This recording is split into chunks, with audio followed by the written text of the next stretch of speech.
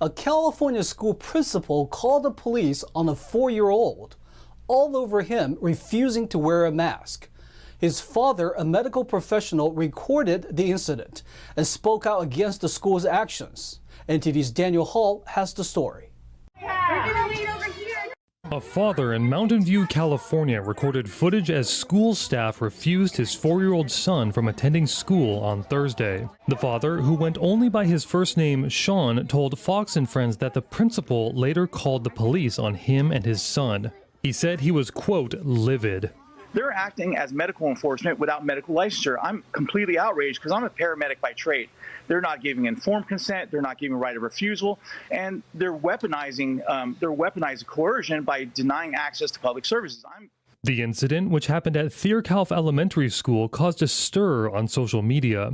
The following day, the school removed its masking policy. The Mountain View Wisman School District said in a statement, quote, its priority is keeping students and staff safe. Sean's lawyer, Tracy Henderson, told Fox and Friends that sending children to school takes a great amount of trust from parents. She said, quote, what they did not only breaks that trust, but they broke the law. There never was a legal mandate. It's the greatest misinformation campaign perpetuated on California educators across the state. The change in the school's masking policy comes after the CDC recently announced the ineffectiveness of lockdowns, social distancing, as well as masking and jab mandates on protecting children from COVID infection. The CDC estimates about 70% of California students have already been infected with COVID, behind the national average of roughly 80%. Daniel Hall, NTD News, California. Paul Pelosi, the husband of House Speaker Nancy Pelosi, pleaded guilty to charges of driving under the influence. CHP released the dashcam footage on the night of the crash. Footage has been released of Paul Pelosi after he was involved in a car crash on May 28th. He pleaded guilty to driving under the influence on Tuesday. Police who responded to the incident listed what they described as objective signs of intoxication. Would you be willing to do the breathalyzer test? Well, no, I've only essentially done 2 cash, but I have to do a couple. And rather than waste your time and do a bunch of different tests, if we just do that one, that'll be... most of them require balancing, and I wouldn't want you to fall over and hurt yourself. 2 hours after being picked up, investigators at the county jail determined that his blood alcohol content was 0.082%, still slightly over the legal limit. You seem pretty shaky on your legs, and I don't want you to fall over. So. Well, I think I fall over. It's a question. Right. Well, just based on what I'm seeing, I don't feel comfortable having you perform the test because I don't want you to have the potential to fall over and hurt yourself. That's not what I'm trying to accomplish. So we'll do a different test.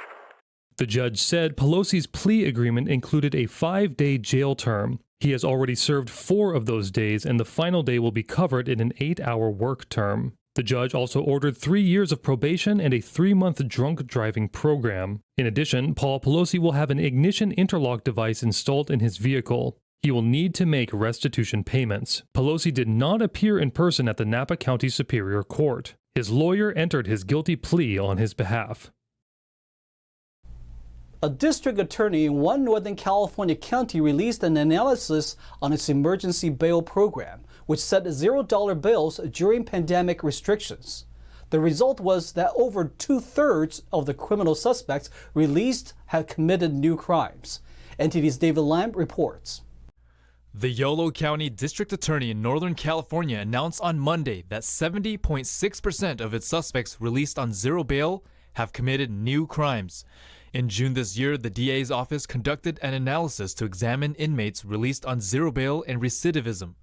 Jeff Reisig, District Attorney of Yolo County, said when over 70% of the people released under mandated zero bail policies go on to commit additional crimes, including violent offenses such as robbery and murder, there's simply no rational public safety related basis to continue such a practice post-pandemic, especially in light of the increasing violent crime rates across California.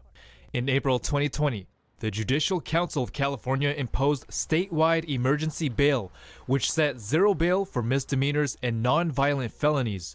It was designed to reduce crowding in jails during COVID-19 pandemic restrictions. The mandate ended in June 2020, but individual counties were allowed to keep it in place. Yolo County kept it in place until May 2021. During this time, the DA's office found that 595 individuals were released under emergency bail. Of the individuals released, 420 were rearrested, or 70.6%, and 123, 20%, were arrested for a violent crime. One individual was charged with murder in Sacramento County for a shooting that occurred in July 2021. The average number of days a suspect was rearrested on new charges was 149 days, and 5 individuals were arrested on the same day as they were released. David Lamb, NTD News, California. Los Angeles County will receive millions of dollars in federal grants to assist with the recovery efforts stemming from a major fire several years ago. The money will be divided up among cities and counties, giving them discretion on how to allocate funds. NTD's Bill Thomas has more. The award announced on Friday is part of a more than $317 million fund California received for efforts to rebuild infrastructure after wildfires burned more than 1.6 million acres throughout the state 4 years ago. In a recent statement, Governor Newsom said, California remains committed to uplifting and supporting every community impacted by devastating wildfires as they work to rebuild. The town of Paradise will receive $200 million after the state's deadliest and most destructive wildfire, the Camp Fire, devastated it in 2018. Additionally, $73 million will be allocated to Butte County, $22.5 million for Redding, $12.4 million for Chico, and $6.3 million for Shasta Lake. The city of Malibu will also receive $47,000 after the Woolsey fire destroyed 1,600 homes in the area. The funds, which were allocated by the U.S. Department of Housing and Urban Development, are intended to focus help on low and moderate income Californians. Communities will have flexibility to prioritize housing and building projects. Bill Thomas, NTD News, Los Angeles. Over at Apple headquarters, workers are upset because they don't want to give up full-time remote working. But an economist says this new work culture isn't here to stay. NTD's Arlene Richards reports. Starting September 5th, Apple's corporate employees must work in the office 3 days a week. Some workers say it's too restrictive, so they launched a petition drive with a list of demands, including making their own schedules. I spoke to an economist to get her take on the employees' reaction. How does working from home affect the economy?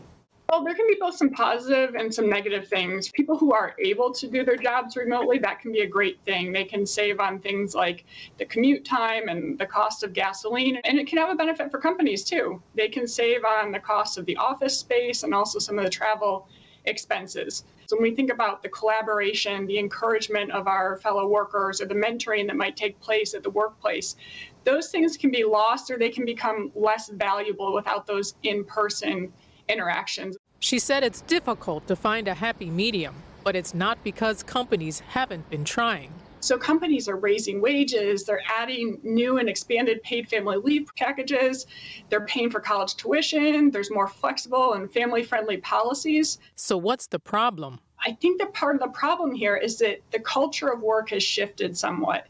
And, for nearly a year and a half, work had become optional for almost a majority of the population when you considered the value of the unemployment insurance benefits, the bonus benefits on top of the normal ones, that made it so that a lot of people could make more money from not working than from gainful employment. She said this culture can't stay forever. There's nearly 2 job openings available for every unemployed worker, but we don't know how long that will stick around. And so I think that eventually we will get back to what we might say is more of the normal. NTD reached out to Apple for comment, but we didn't hear back before airtime. Arlene Richards, NTD News. If COVID testing for humans wasn't enough, it's now available for pets. Angelinos may now test certain pets for the virus. It's part of a project to better understand the virus. The Los Angeles County Public Health announced it will be offering free COVID-19 testing for pets. Dogs, cats, hamsters, and pocket pets that were exposed to either a human or another animal with COVID-19 and show symptoms of the virus may be eligible. The health department said it's part of a project to learn more about COVID-19 in human, animal, and environmental relationships. They also intend to test other species of wildlife, like deer, bats, raccoons, and even seals. Funding comes from the state and CDC.